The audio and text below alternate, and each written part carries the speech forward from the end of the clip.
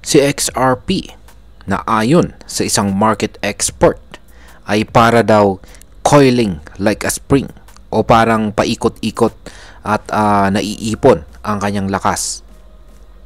Ayon po sa kanya, ang susunod na galaw ni XRP ay maaring melt phases o sobrang lakas na paggalaw pataas na ikagugulat ng marami. Pero ano nga ba ang ibig sabihin ng coiling like a spring? Bakit ito mahalaga? At gaano po kalaki ang posibilidad na sumabog pataas ang presyo ni XRP?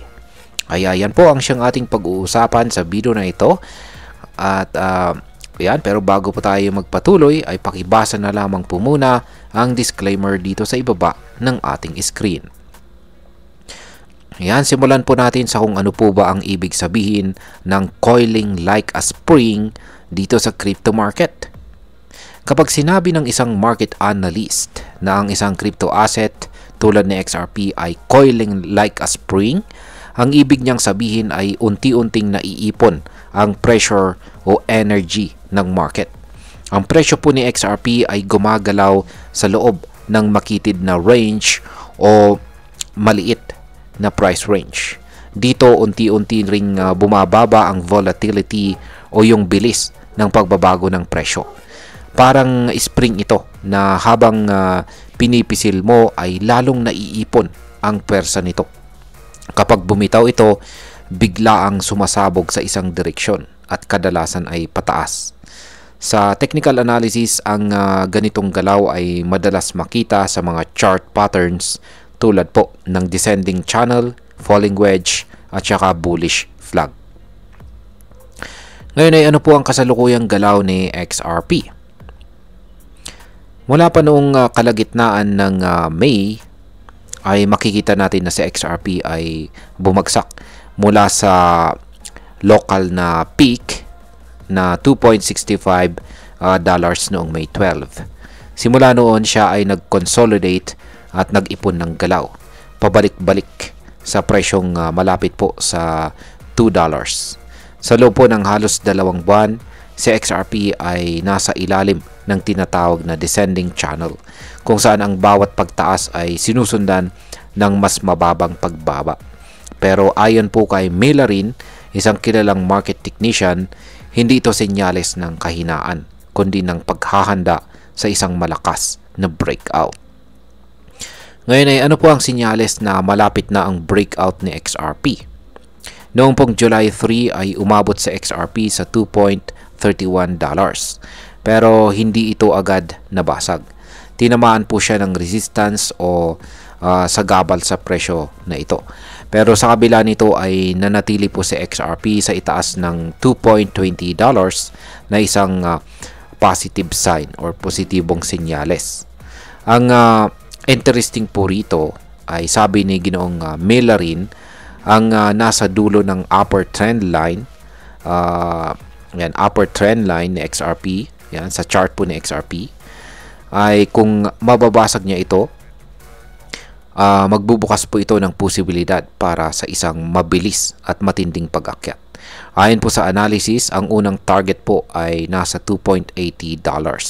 Halos malapit na sa $2.90 hanggang $3 na siyang itinuturing na critical breakout zone. Kung nalampasan ni XRP ang area na ito, maaari na siyang tuluyang lumipad pataas. At ayon naman po kay Egra Crypto, isa rin po siyang kilalang analyst. Ay sinabi niya na kapag nabasag po ang $2.90, mas malaki po ang posibilidad ng isang extended bull run. At ang ultimate target po niya para kay XRP ay isang nakakagulat na $27. Ngayon ay may history ba itong si XRP ng ganitong klaseng breakout? Ang kasagutan po sa katanungan na yan ay oo. Noong pong fourth quarter ng taong 2024, si XRP ay halos walang kibo sa presyo na 0.50. Tahimik, wala po siyang masyadong galaw. Pero noong January 2025 ay bigla itong pumutok pataas ng 580% at inakyat niya at or umabot po siya sa presyong $3.40. Ganyan din po ang nangyari noong May 2025. Ayan, galing po siya sa $2.10 at noong nabasag po niya ang pattern sa chart, pumalo siya ulit sa $2.65 na isang 26% na pag-akyat sa loob lamang ng isang linggo. Ngayon sinasabi po ni Mellerin na pareho ulit ang senaryo. Tahimik, mababa ang volatility, pero unti-unting lumalapit sa resistance. At kung totoo po ang kanyang analysis, baka ito na ang simula ng isa na namang face melting move. Ngayon ay ano nga bang ibig sabihin ng face melting move? Ang expression na melt faces ay isa po itong slang term dito sa mundo ng crypto. Hindi literal, pero ang ibig sabihin nito ay sobrang bilis at sobrang taas ng pag-akyat ng presyo na halos hindi ka makapaniwala. Parang sinasabing sisihin mo na lang sarili mo kung hindi ka nakasakay.